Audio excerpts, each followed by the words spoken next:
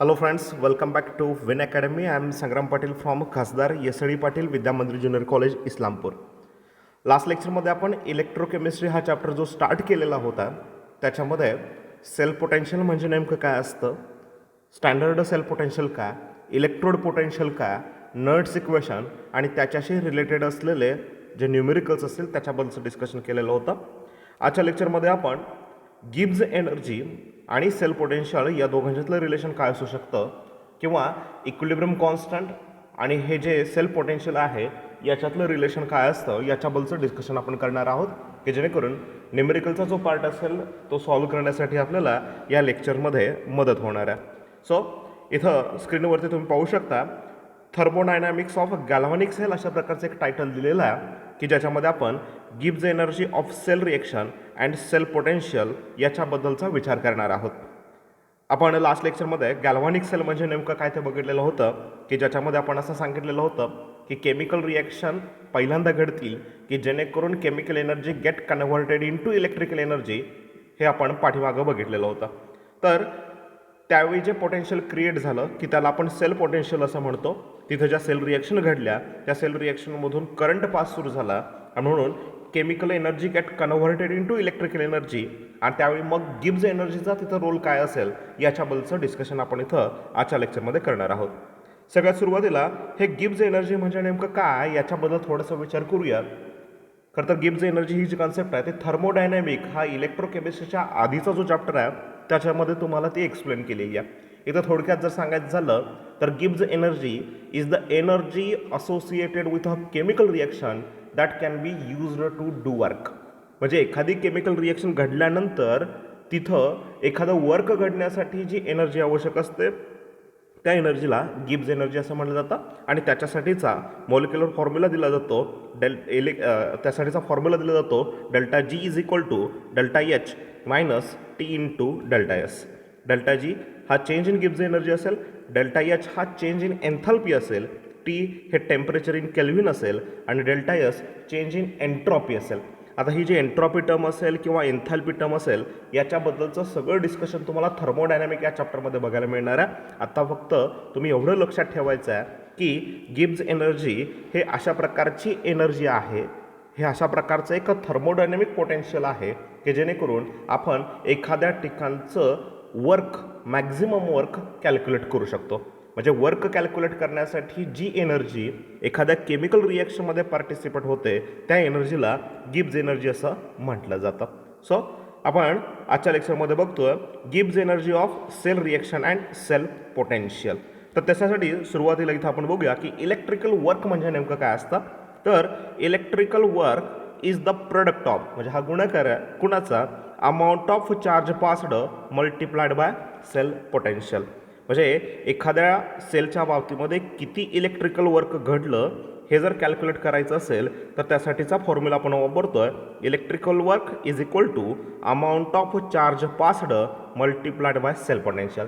म्हणजे जर आपण गॅल्व्हॅनिक सेल घेत असू तर त्या गॅल्व्हॅनिक सेलच्या बाबतीमध्ये किती चार्ज त्याच्यातून पास झालेला आहे आणि त्या गॅल्व्हॅनिक सेलचं पोटेन्शियल काय या दोघांचा प्रोडक्ट या दोघांचं जर मल्टिप्लिकेशन केलं तर आपल्याला मिळणार आहे इलेक्ट्रिकल वर्क. याच्यामध्ये मग आपण असं म्हणू शकतो charge of 1 mole of electron is a 1 Faraday coulomb.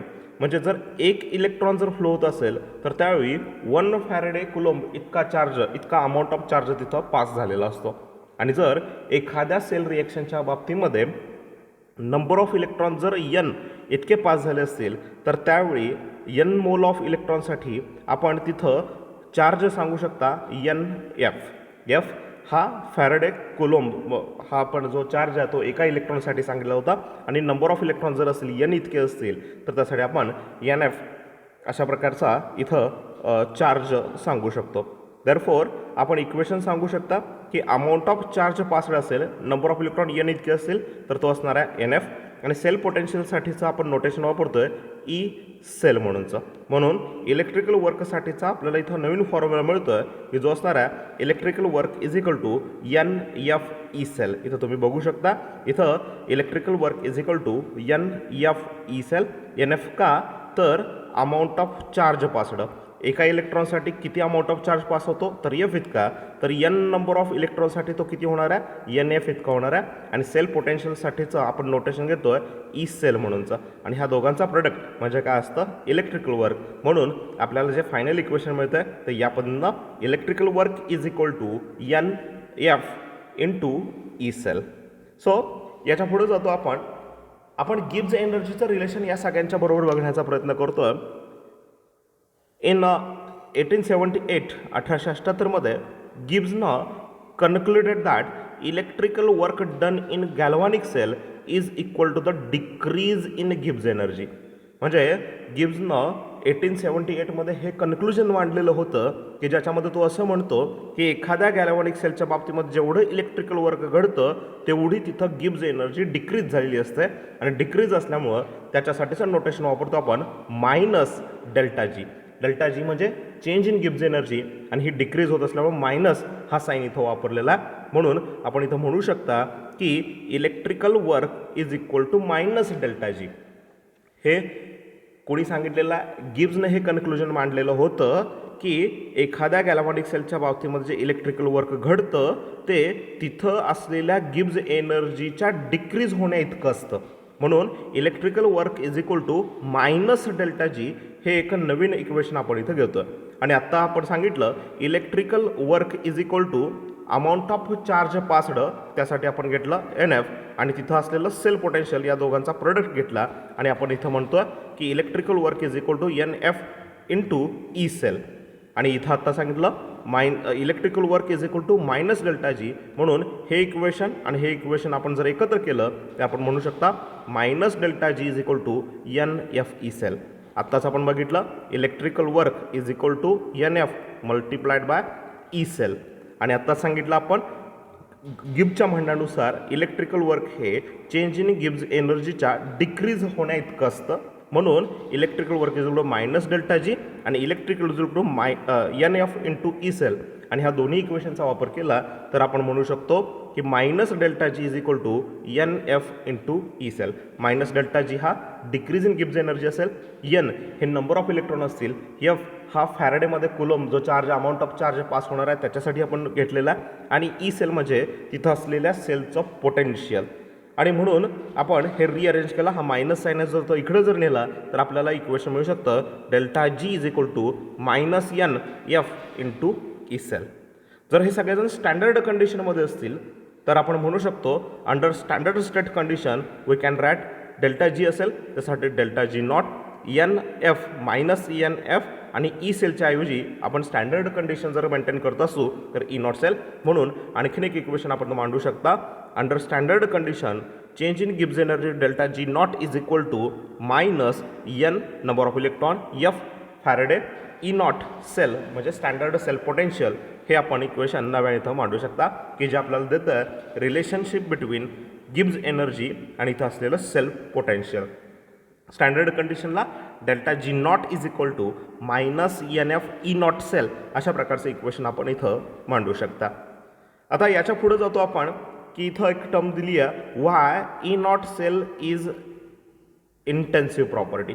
म्हणजे स्टँडर्ड सेल पोटेन्शियल ही इंटेन्सिव्ह प्रॉपर्टी का आहे याच्याबद्दलचं डिस्कशन आपण करणार आहोत. मग आपल्याला हे माहिती असलं पाहिलं व्हॉट इज इंटेन्सिव्ह प्रॉपर्टी, किंवा दुसरा एक टाईप आहे की ज्याला एक्सटेन्सिव्ह प्रॉपर्टी असं म्हटलं जातं. आता एक्सटेन्सिव्ह प्रॉपर्टीच्या बाबतीमधलं एक एक्झाम्पल मी तुमच्यापुढे ठेवतो आणि ते म्हणजे मास किंवा आपण व्हॉल्यूम. हे दोन आपण जर एक्सटेन्सिव्ह प्रॉपर्टी दोन सांगत असू तर खरं तर ह्या गोष्टी तुम्हाला थर्मोडायनॅमिक या चॅप्टरमध्ये बघायला मिळतील. आणि मी असं सांगतोय the property whose magnitude depends on amount of matter present in it it is said of the extensive property. म्हणजे एखादी प्रॉपर्टी जे मॅग्निट्यूड आहे ते त्याच्यामध्ये किती मॅटर आहे त्याच्यावरती अवलंबून असतं, तेव्हा त्याला एक्सटेन्सिव्ह प्रॉपर्टी असं म्हटलं जातं. म्हणजे सपोज आपण असं कन्सिडर करूया 1 kg मास इतकं असलेलं एखादं सँड घेऊया आपण किंवा वाळू घेऊया. त्याच्यामध्ये जर आपण सँड ॲड केली तर तुम्हाला माहिती आहे की हे मास आहे ते 1 kg जास्त होणार आहे. किंवा त्याच्यातली सँड किंवा वाळू आपण जर कमी केली तर तिथलं जे मास आहे ते डिक्रीज होणार आहे. म्हणजे याचा अर्थ असा हे जे मास ही जी प्रॉपर्टी आहे ती त्या ठिकाणी असलेल्या अमाऊंट ऑफ मॅटरवरती डिपेंड आहे. म्हणजे तो मॅटर वाढला तर त्या प्रॉपर्टीमध्ये पण चेंज होतो, म्हणजे मास इन्क्रीज होऊ शकतं किंवा डिक्रीज होऊ शकतं. व्हॉल्यूम हा इन्क्रीज होऊ शकतो किंवा डिक्रीज होऊ शकतो, तेव्हा त्याला एक्सटेन्सिव्ह प्रॉपर्टी असं म्हटलं जातं. हे सगळ्यांनी लक्षात घ्यायचं आहे. एक्सटेन्सिव्ह प्रॉपर्टी कोणाला म्हणायचं? ज्या अमाऊंट ऑफ मॅटरवरती डिपेंड असतील, म्हणजे एखादा मॅटर किती आहे त्याच्यावरती डिपेंड असेल. म्हणजे सपोज लिटर व्हॉल्यूम मोजण्यासाठी आपण घेतो. जर आपण 1 लिटर वॉटर असं म्हणत असो आणि त्याच्यामध्ये पाणी ॲड केलं तर याचा अर्थ असा की तिथला जो व्हॉल्यूम असेल तो इन्क्रीज होणार आहे, किंवा त्यातलं पाणी कमी केलं तर तिथला व्हॉल्यूम हा डिक्रीज होणार आहे. म्हणजे amount of matter increases or decreases, त्याच्यानुसार जी प्रॉपर्टी चेंज होते तेव्हा त्याला एक्सटेन्सिव्ह प्रॉपर्टी असं म्हणायचं. मास असेल, व्हॉल्यूम असेल, ह्या सगळ्या गोष्टी किंवा गिब्स एनर्जी असेल, ह्या सगळ्या एक्सटेन्सिव्ह प्रॉपर्टी म्हणून ओळखल्या जातात. आता सपोज मी तुम्हाला एक एक्झाम्पल दिलं आणि सांगितलं 1 लिटर वॉटर जर घेतला तर त्याची डेन्सिटी किती असणार आहे, तर आपण डेन्सिटी सांगतो त्याची 1. त्याच पद्धतीनं जर 100 लिटर वॉटर सांगितलं तर त्याचीसुद्धा डेन्सिटी 1च असणार आहे. म्हणजे याचा अर्थ असा की काही प्रॉपर्टी अशा आहेत की ज्या अमाऊंट ऑफ मॅटरवरती डिपेंड नाही आहेत. मग त्याच्यामध्ये रिफ्रॅक्टिव्ह इंडेक्स असेल किंवा टेम्परेचर असेल किंवा आत्ता मी सांगितलं त्यापासून डेन्सिटी असेल, या सगळ्यांना इंटेन्सिव्ह प्रॉपर्टी म्हणून ओळखलं जातं. म्हणजे whose magnitude independent on amount of matter, म्हणजे अमाऊंट ऑफ मॅटर किती आहे याच्यावरती जर एखादं मॅग्निट्यूड अवलंबून नसेल तर त्याला इंटेन्सिव्ह प्रॉपर्टी असं म्हणायचं. म्हणजे 100 लिटर पाणी घेतलं किंवा 1 लिटर पाणी घेतलं तरी त्याची डेन्सिटी 1च इतकी आपण सांगतो. त्यामुळं टेम्परेचर असेल, डेन्सिटी असेल, रिफ्रॅक्टिव्ह इंडेक्स असेल, या सगळ्या इंटेन्सिव्ह प्रॉपर्टी म्हणून ओळखल्या जातात. आणि आत्ता आपण इथं डिस्कस करणार आहे व्हाय ई नॉट सेल म्हणजे स्टँडर्ड सेल पोटेन्शियल हे इंटेन्सिव्ह प्रॉपर्टी म्हणून का ओळखलं जातं याच्याबद्दलचं डिस्कशन आता आपण इथं करणार आहोत. आता थर्मोडायनॅमिक या चॅप्टरमध्ये असं सांगितलेलं आहे की delta G naught is an extensive property. म्हणजे change in Gibbs energy, standard change in Gibbs energy ही एक्सटेन्सिव्ह प्रॉपर्टी आहे, म्हणजे अमाऊंट ऑफ मॅटरवरती डिपेंड आहे. Its value depends on the amount of substance. तिथं किती सबस्टन्स आहे त्याच्यानुसार डेल्टा जी नॉटची व्हॅल्यू बदलू शकते. इफ आता आपण असं म्हणतो the stoichiometric equation of redox reaction is multiplied by 2, that is the amount of substance oxidized and reduced are doubled. म्हणजे एखादं इक्वेशन आहे आपण असं कन्सिडर करूया a plus B it gives C plus D. आता हा जो ए आहे त्याचं ऑक्सिडेशन झालं आणि किंवा बी आहे त्याचं जर रिडक्शन आपण इथं म्हणत असू, तर जर मी असं म्हणालो की या इक्वेशनला 2 न मल्टिप्लाय केलं तर ज्याचं ऑक्सिडेशन झालं तो पण 2 होणार आहे, ट्वाईस होणार आहे, आणि ज्याचं रिडक्शन झालं तो पण इथं डबल होणार आहे. आणि याचा अर्थ असा ह्या दोन्ही व्हॅल्यू जर डबल होत असतील तर त्यावेळी delta G naught is also double.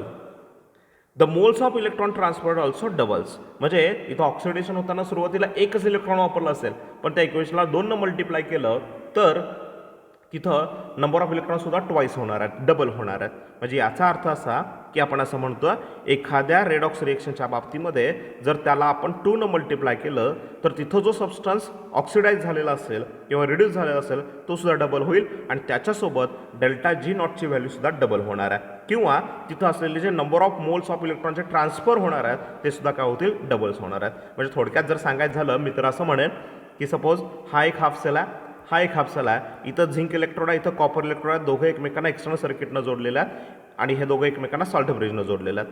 आता हा जो झिंक आहे त्याच्यावरती जर ऑक्सिडेशन झालं आणि हा जो कॉपर आहे तिथं जर रिडक्शन झालं आणि इथं ते म्हणतात की आपण जर असं इक्वेशन मांडलं झेडन प्लस आपण इथं म्हणूया की झेडनला 2 इलेक्ट्रॉन दिल्यानंतर it will form Z N plus 2 electron आणि कॉपरनं ते 2 इलेक्ट्रॉन गेन केल्यानंतर इट बिकम्स सी प्लसनं तो 2 इलेक्ट्रॉन केल्यानंतर इट बिकम्स कॉपर.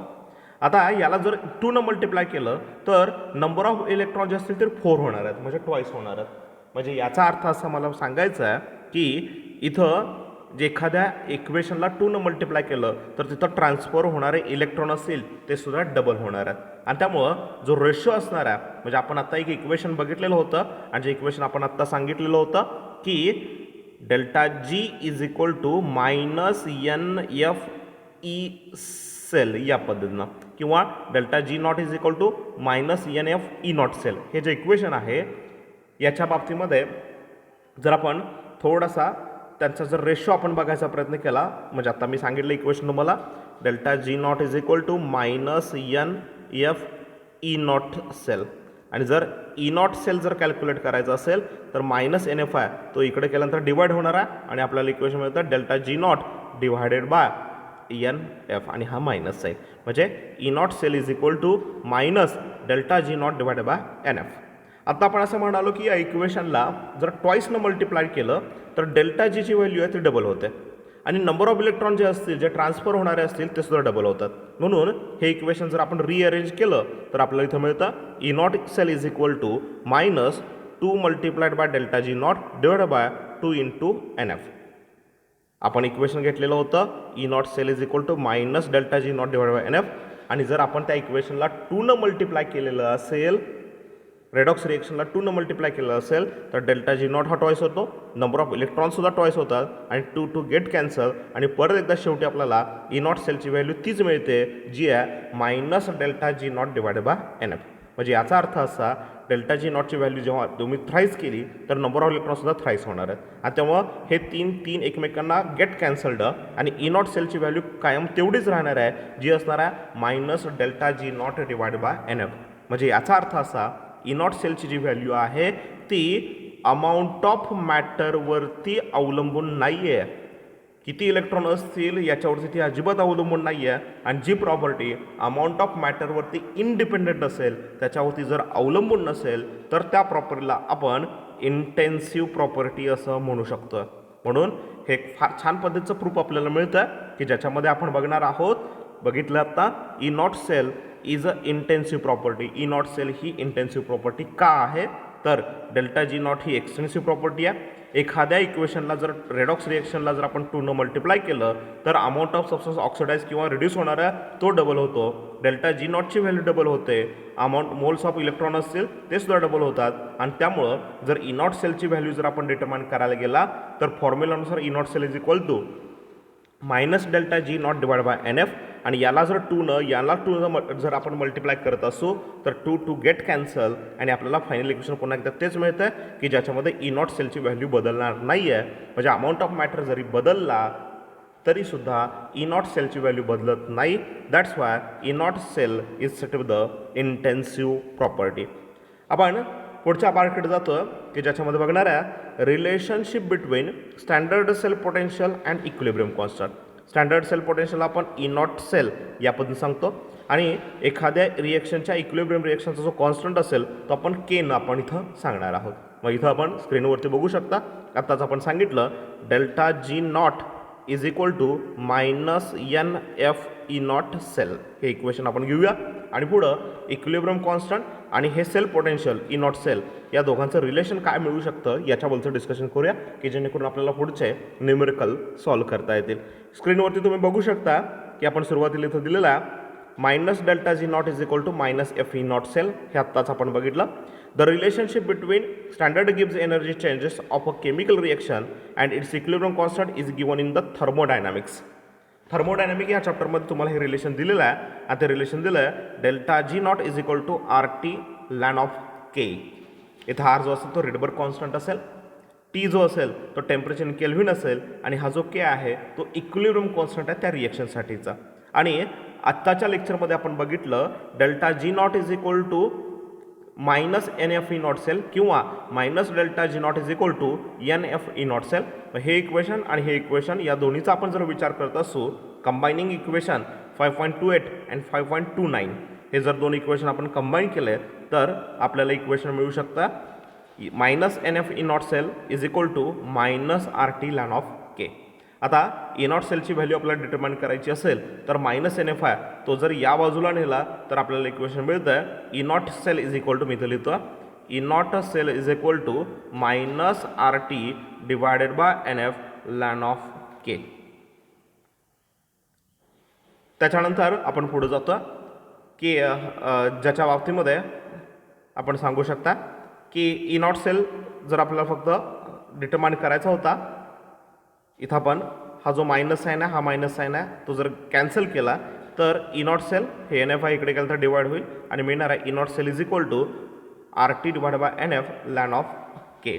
आता हा जर लॅन आपल्याला काढायचा असेल तर त्या पूर्ण इक्वेशनला 2.303 मल्टिप्लाय करावं लागतं. म्हणून हे इक्वेशन पुन्हा एकदा आपण रिअरेंज करतो आणि E naught cell is equal to ln काढल्यानंतर आपण लॉग टू द बेस 10 घेतो आणि मल्टिप्लाय करतो 2.303. त्यामुळे इक्वेशन बनतं E naught cell is equal to 2.303 RT divide by NF log to the base 10 K. जर स्टँडर्ड कंडिशनचा विचार करत असू तर आपण इथं फॅरेडेची व्हॅल्यू आहे ती 96500 कुलम इतकी घेत असू. टेम्परेचर हे जर स्टँडर्ड स्टेटचं आपण ॲट 25 डिग्री सेल्सिअस जर कन्सिडर करत असू प्लस त्याचे केल्विनमध्ये कन्व्हर्जन केल्यानंतर 298 जे येणार आहे, हे सगळ्या जर व्हॅल्यू आपण पुट केल्या तर आपल्याला फायनल इक्वेशन मिळतं E naught cell is equal to, इथे लिहितो आपण E naught cell is equal to 0.0592 divide by N number of electron transfer होणार आहे log to the 10 into K म्हणजे आपल्याला इक्विलिब्रियम कॉन्स्टंट असेल आणि ई नॉट सेल हे स्टँडर्ड सेल पोटेन्शियल असेल. म्हणजे दोघांच्यातलं रिलेशन सांगताना आपण असं म्हणतोय E naught cell is equal to 0.0592 divided by N into log to the base 10 K at 25 degree Celsius. या इक्वेशनचा वापर करून नेक्स्ट लेक्चरमध्ये आपण याच्याबद्दलचे जे न्यूमेरिकल्स असतील ते सॉल्व्ह करण्याचा प्रयत्न करूया.